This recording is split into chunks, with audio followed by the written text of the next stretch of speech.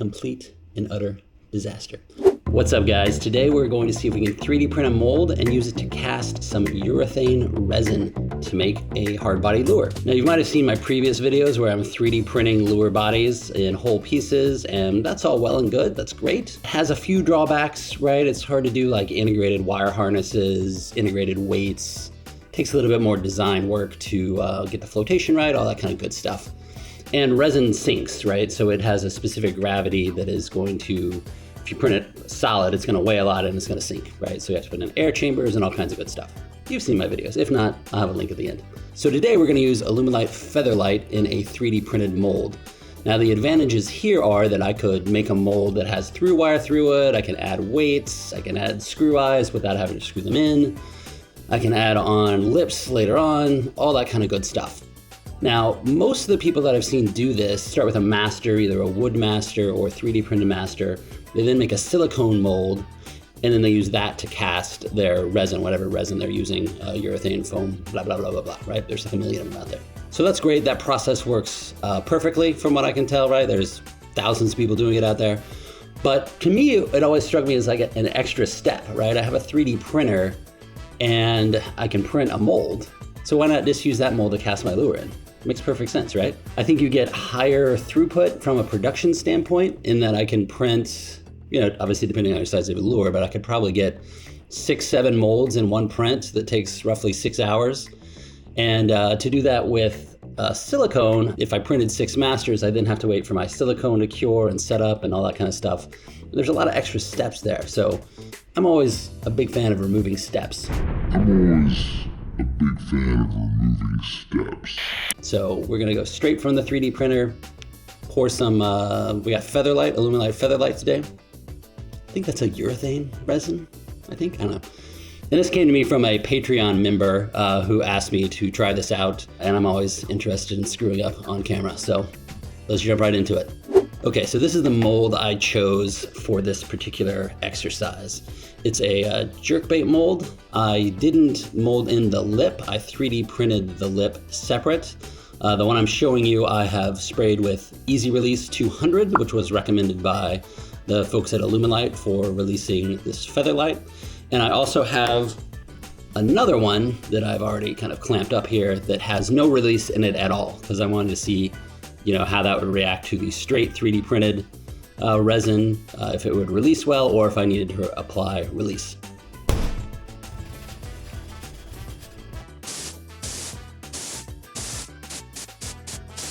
So as I said, I've never done this before. I've never even cast a resin lure before. So you're gonna watch me screw up in real time. All right, so what I'm gonna try to do here is actually cast in this belly weight hook thing that I had laying around. I made a little slot in my mold for it. So we try to hold that in place there. And I have this screw eye that I'm gonna try to hold into place in the back, just like that. So when I clamp it together, it should be in the right spot, and when I pour in the resin, it should hold it in place. That's the plan. Could be a disaster.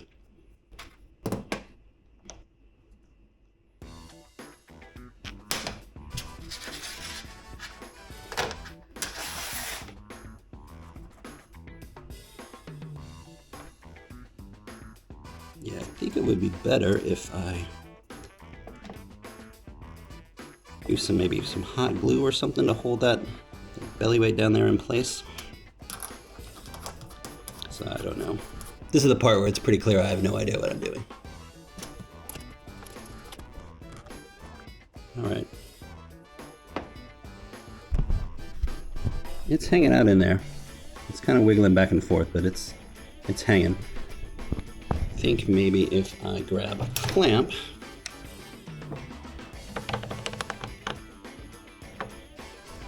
yeah, okay, oops. All right, the clamp seems to have helped a little bit, but yeah, I don't know if that's gonna be the right way to go.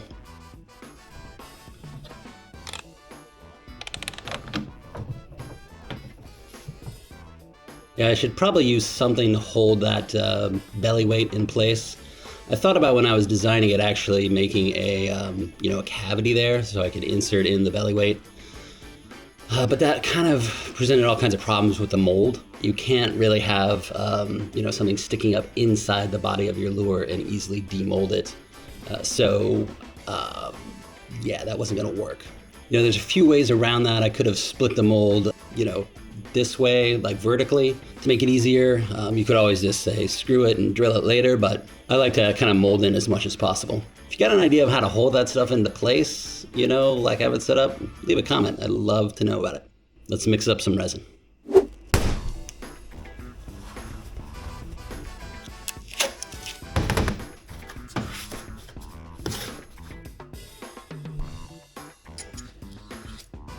Bro.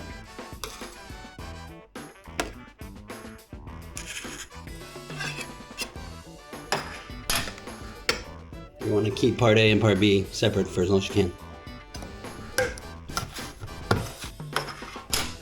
Alright, this is pretty interesting. It's all glooby. Glooby is the technical term.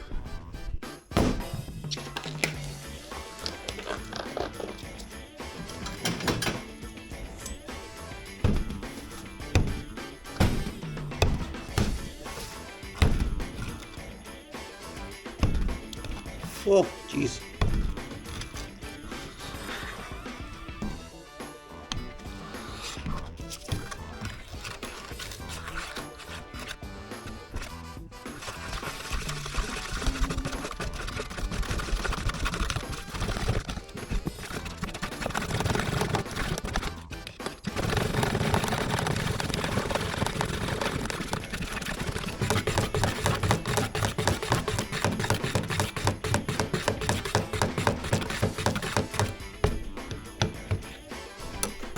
Alright, that's part A. Still a little chunky, but I'm gonna call that good, I think. Let's do part B. It's like mixing peanut butter, bro. Except it's like opposite. All the thick stuff's at the top and all the liquid's at the bottom.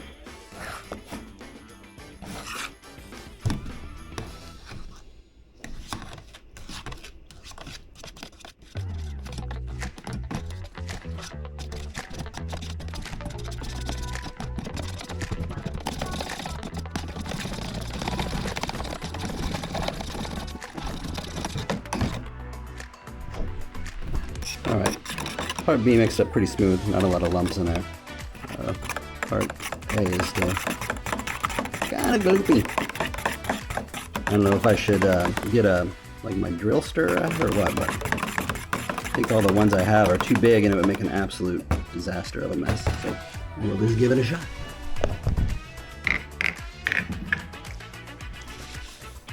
Okay, now it's at this point that you would probably want to figure out how much volume you actually need to fill your cavity. I'm not going to do that. I'm just going to mix up equal parts in these 2 cups here, so it'll be like, what is this? This is 1 fluid ounce, so when I mix them together, it'll be 2 fluid ounces total. I think that should be more than enough for my current lure body. Let's find out.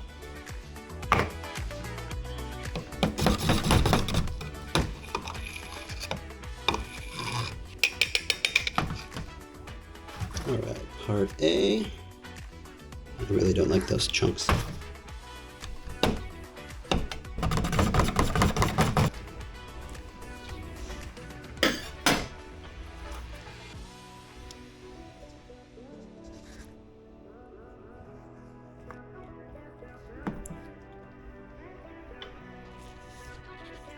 Hopefully I can mix these chunks out in the mixing process. Bro, all the resin mixing nerds are freaking out right now.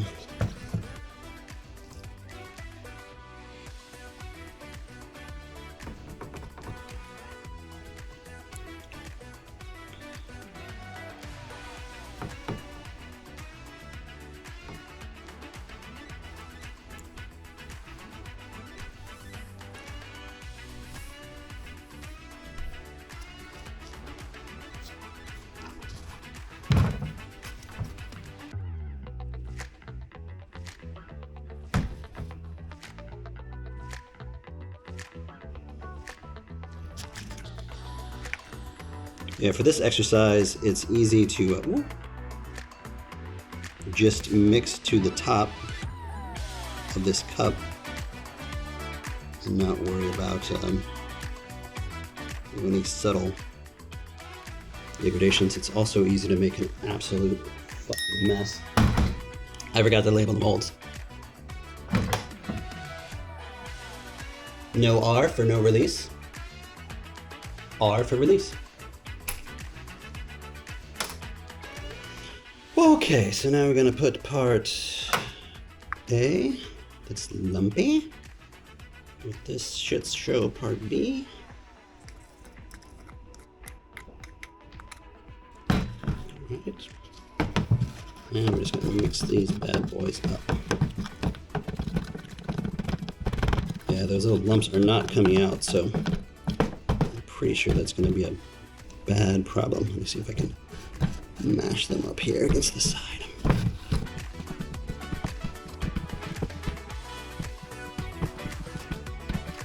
Maybe I could have strained it as well. That would have probably been a decent idea. Strain out those lumps before we got in here, but oh well. All right, so we're gonna go into the release mold first. Let's move these guys out of the way. I have a vacuum chamber, but I don't have it set up, so if we get air bubbles, well, we get air bubbles.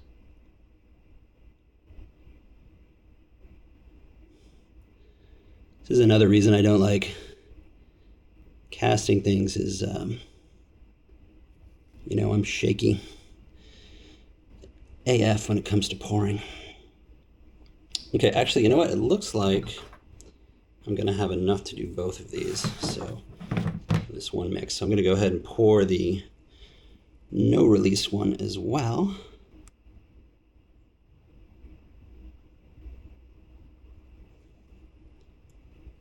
There we go.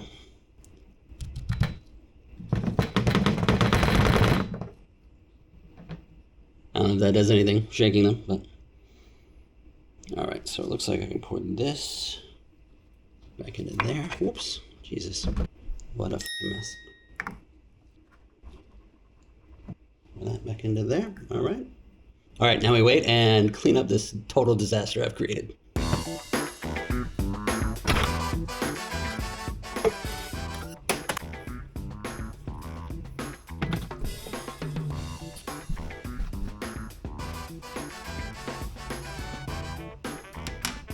Here's the lip or the Dive Bib that I 3D printed. Yeah, I know, it's not clear, bro. It's just the resin I had in there. This is Soraya Blue Nylon Black. Super tough. It'll work. I'll be doing some new stuff with Dive Bibs in the CNC machine coming up, so if you want to see that, make sure you hit that subscribe button. Oh, hey, by the way, I'm using Sculpt Resin for these molds because, again, that's kind of what I had, but also I knew most resins are exothermic. They get hot when they cure, so I wanted to make sure I had enough leeway there. Didn't want to be melting anything, but this stuff, again, Illuminate Featherlite, on the outside of the cure cup, it's reading like 82 degrees or something like that, so you can use any standard resin. Even PLA would work, although PLA, I can almost guarantee you're going to need to put some sort of sealer and release agent on it, because most of the time it has little cracks in there, and all this foam's gonna get in there. It's gonna make a total mess. So bottom line, use whatever resin you want. All right, guys, I think they're done. The cup is all firmed up, hard as a rock, so let's see if I can get them out. Let's start with the scary one first, the no mold release.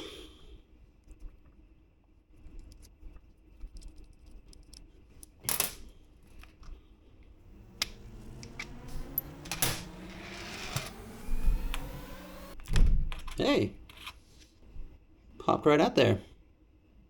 I mean, it wasn't easy. There's some weird, I don't even know what that is. Liquid? Some sort of residue. But it did pop right off. I got some air bubbles in there, for sure. But hey, let's see if we can get this part out. Oh yeah, it's I might have mixed it wrong because the tail is still very loose. So what I'm going to do is I'm going to leave it like this, open, and see if it firms up anymore. You can see when I go to move this tail.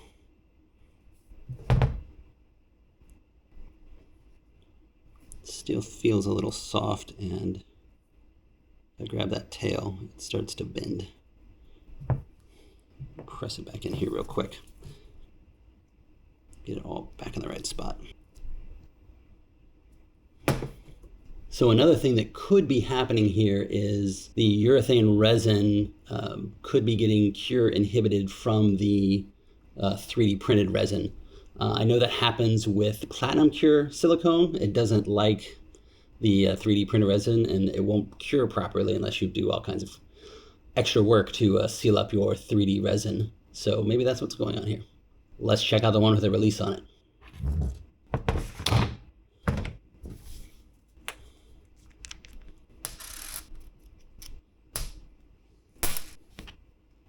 Okay, yeah, it just came right apart there without even pulling on it, so that looks a lot better. And yeah, it's just slides right out of there perfectly. Still has that residue on it, which is interesting.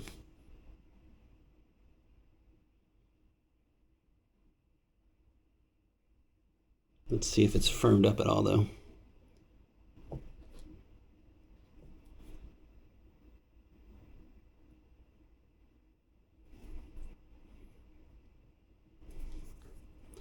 Maybe. Yeah, it's still a little soft down there in the tail, so I'm gonna let it sit out here in the air and see if that firms up. I'm gonna give it about another, I don't know, 10 minutes or so. With ADD, that could be an hour. Okay guys, so I was waiting for this stuff to firm up. I actually went and read the instructions.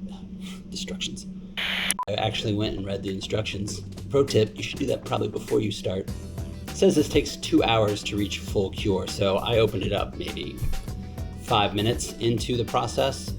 But now what's happening is, this is, I'm guessing, about 30 minutes after, and this stuff's hard, but I'm having a really difficult time getting it out of the mold. And this is even the, this is the one with the release agent in it. The one without the release agent is also very difficult to get out of the mold. So I'm gonna see if I can get a little pry bar or something to pop these out.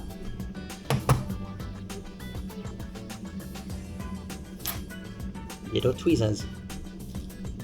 All right, one with the release agent. It's coming. But it ain't easy. And I'm putting a significant bow in it.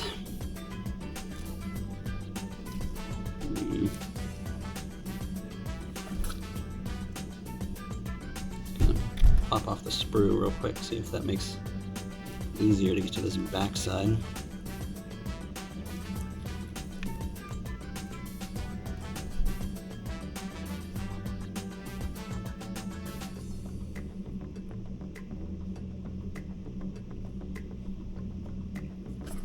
I just felt it pop there. Yep, there we go.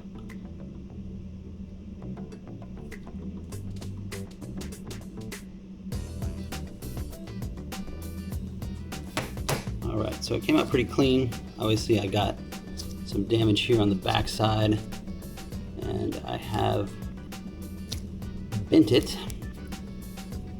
So that's not good. But I think I also did not mix it well enough. You saw those chunks I had in there when I was watching the videos on the Smooth On site. You know, it's like no chunks, bro. So I'm gonna go and give this one more shot with properly mixing the A side. Make sure all those chunks are gone. See how it works.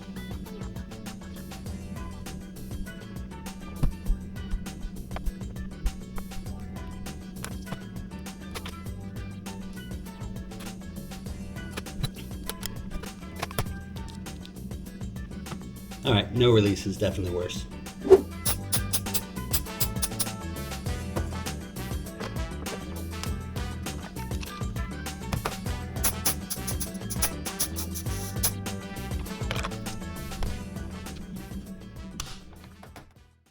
All right guys, it's been 2 hours since I poured the remixed Featherlite Let it cure for the proper amount of time, 2 hours. Both of these molds have mold release. Let's see what's going on.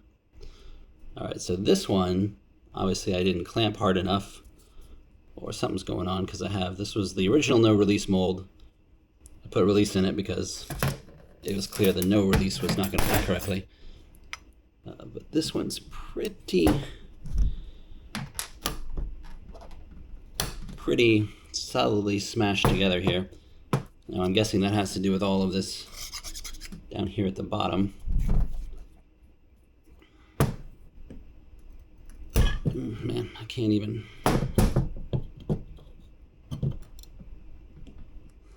All right. Yeah, that seems pretty darn sealed.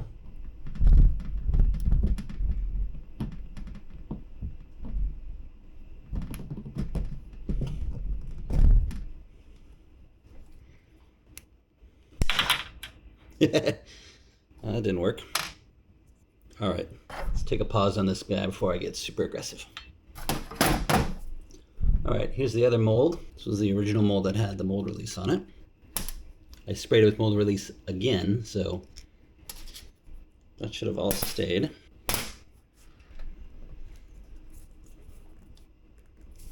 And this one's completely jammed up as well.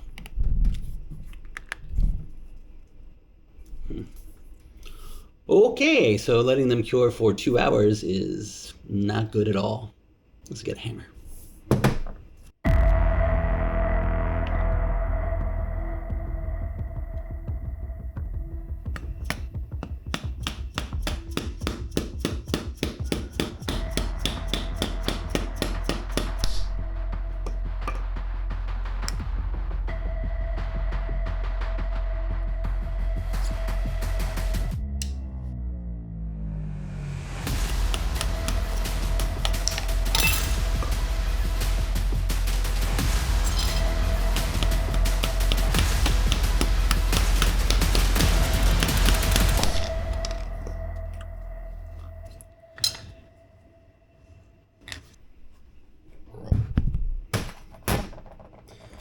All right, well, this was the no release mold.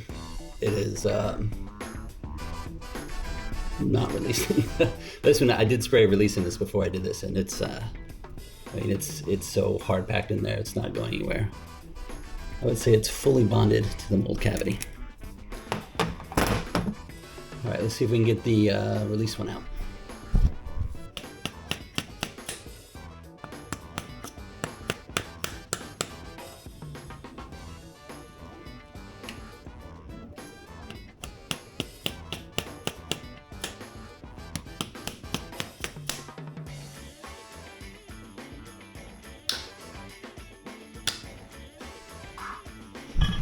Yeah, this one didn't work either. I can already see in here the lure has completely split into,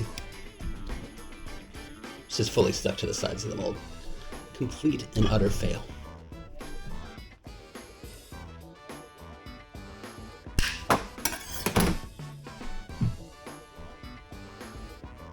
Fail.